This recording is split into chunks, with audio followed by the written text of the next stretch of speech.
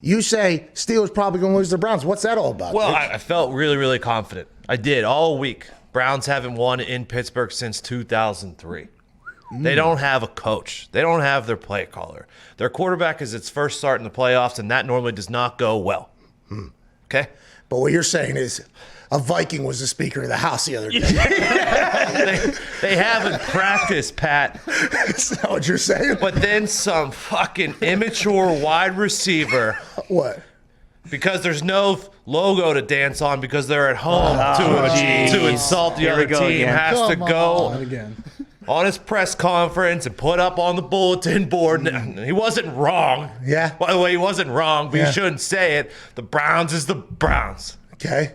And that's what you think? And now the JuJu has said that. Steelers don't have a chance. Okay. All right. So you think a bad JuJu potentially on to the Pittsburgh Steelers because of what he said. Correct. And that is very interesting because you weren't the only person that thought that in Pittsburgh. And I don't know if you did, but I know myself, Foxy, and a couple others.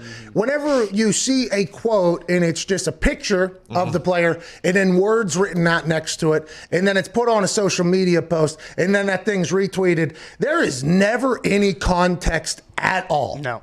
There's no inference. There's no inflection. There's no how did they deliver it. Were they meaning to potentially shit on a team? Like, for instance, if you read JuJu Smith-Schuster's words here, just read them as basic-ass human right now that is not JuJu Smith-Schuster and didn't deliver it to how he delivered it in a way. I think they're still the same Browns teams that play every year.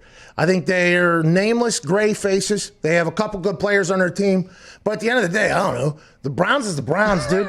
And you can read it however you want to read it. But when you listen to what he actually said, Diggs, which I'm happy I'm going to be able to present this to you for the first time you really get a chance to see it, it didn't sound like he was taking that big of a shot, especially when you hear the question that was asked. And that's why we have to be very careful on the internet whenever we just read a quote. It happened to Aaron like 10 times this year. Oh, yeah. In this particular time, I understand whenever you read that how it sounds like JuJu is just Oculus boxing fucking Cleveland Browns right in their suckhole. He wasn't, though, I don't think. Foxy, please play.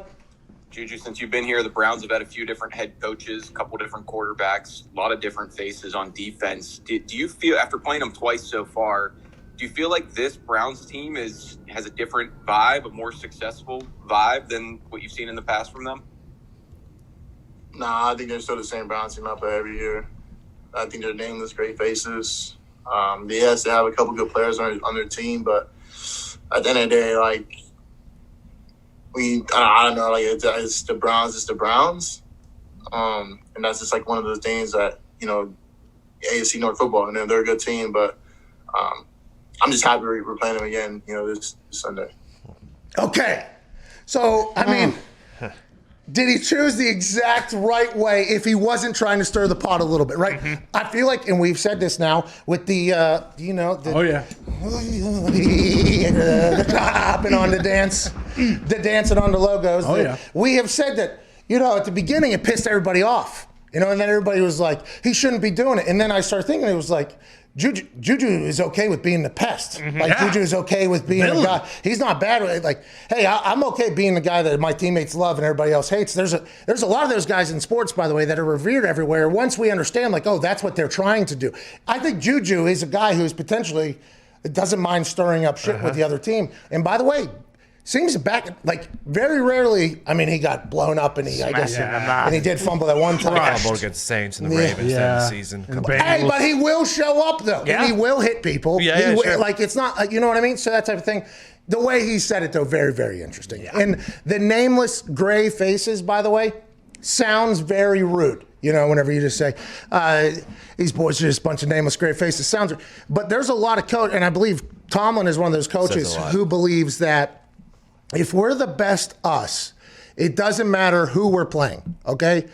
Chuck used to say nameless, faceless. Or I don't know if it was Chuck or one of the coaches within Chuck's organization basically was like nameless, faceless opponents. That's it. We got nameless, faceless opponents. It doesn't matter who they are. If we do our job right, it doesn't matter who we're playing. That's what we're trying to do. Now, granted, there's not every team like that. A lot of teams are like, hey, this is who we're playing this week, and this is how we're going to play. We're not just going to try to execute our shit that we do the best to the best. We're going to change to adapt to who we're playing against. So there's different philosophies in that whole thing. So the nameless gray faces is something I would assume that is like a motto for them. Like, hey, if we play our best football, it does not matter who we're playing.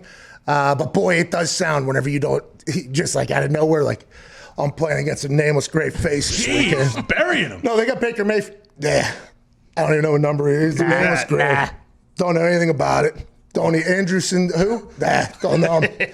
Nameless gray face out there. At Ty Schmidt, your thoughts? Yeah, I'm curious, like with them not practicing all week, we've seen it this year and teams have been successful. From your experience, is there like a difference that like first week of playoff practices? Like, is it really that important? No, a lot of guys are like banged up at this point. So it's almost, I don't want to say like, it's like, I feel like you're just trying to get to the game. Like a lot of mental, a lot of like, hey, we've been obviously through it from a fundamental standpoint, okay, but there's a lot of mental learning what you're going against. It seemed to me, if I do recall, when we got in the playoffs, it seemed like let's just get to Sunday here, or let's just get to Saturday because the boys are already in shape. Everybody feels, and a lot of guys are probably going through a lot of rehab. Probably going to be a lot of walkthroughs anyways because you got guys. And it depends on how your team is though, and health. So I would assume if our team was healthier, which I don't remember the Super Bowl like that run. I don't remember those practices if I was to think back to it. But I think it's a lot of like mental type stuff. Now, granted, guys might be going, no, he can't, I guess, because CBA doesn't allow full pads and playoffs. But I don't know what everybody does.